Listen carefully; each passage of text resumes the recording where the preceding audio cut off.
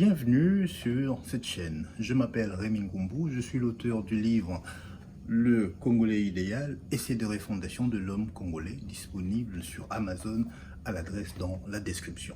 Si vous êtes nouveau sur cette chaîne, n'oubliez pas de vous abonner et de cliquer sur la cloche des notifications. Aujourd'hui, nous parlerons d'une autre valeur que doit observer le Congolais idéal. Il s'agira du civisme.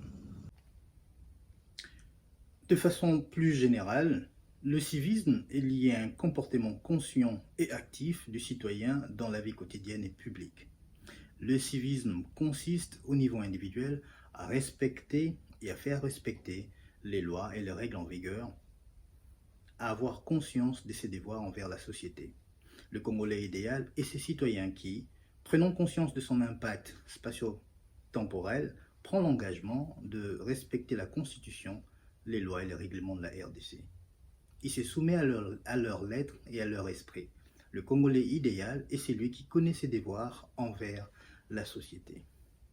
Par civisme, nous entendons le fait d'agir de manière consciente, de sorte que l'intérêt général puisse l'emporter sur les intérêts des particuliers. Bien, aujourd'hui nous parlerons donc du civisme. Alors, nous avons dit que nous entendons par civisme le fait de mettre en avant, de prendre conscience que l'intérêt général l'emporte sur les intérêts particuliers. Aujourd'hui, nous verrons comment est-ce que le Congolais idéal peut mettre en pratique cette valeur du civisme. Nous allons retenir 4 éléments qui démarqueront le Congolais idéal dans sa quête d'acquisition de ces valeurs.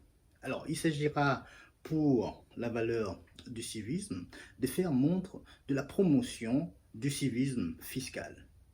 Qu'est-ce que le civisme fiscal? On le verra tout à l'heure. Ensuite, le Congolais idéal est cette personne qui va respecter le code de la route. En troisième position, nous avons la gestion des énergies et des autres ressources. Et enfin, nous aurons la promotion de la participation politique individuelle.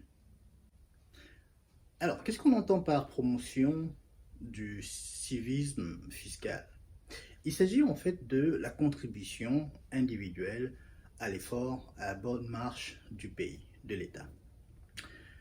Et ceci se manifeste lorsque le Congolais idéal paye l'impôt où qu'il soit, que ce soit à l'étranger, que ce soit au pays. Le Congolais idéal fait montre de la promotion du civisme fiscal par le paiement de l'impôt. Lorsqu'il paye l'impôt, il y a ce qu'on appelle la création de ce lien de redevabilité qui s'introduit entre le gouvernant et les gouvernés. Le Congolais gouverné peut demander des comptes aux gouvernants et les gouvernants de leur côté reçoivent les ressources nécessaires pour mener à bien leur politique. Et comment est-ce qu'on peut observer que le Congolais idéal s'acquitte de son devoir de paiement de l'impôt? Nous pouvons penser à un système où ceux qui payent l'impôt et qui peuvent brandir l'épreuve de paiement ont accès à des avantages et à des privilèges sociaux. Ça peut être un accès prioritaire aux services publics, ou bien un système de tirage au sort à la fin de chaque année, et on remet des cadeaux à des numéros de ces personnes qui auront contribué. Ceci en vue de stimuler les individus, les Congolais, à contribuer davantage à l'impôt. Parce que très souvent dans notre pays, qu'est-ce qu'on remarque? Qu'on soit contribuable ou pas, eh ben, les services publics sont égaux à tout le monde. Et c'est pas la qualité qu'on loue, très souvent, malheureusement.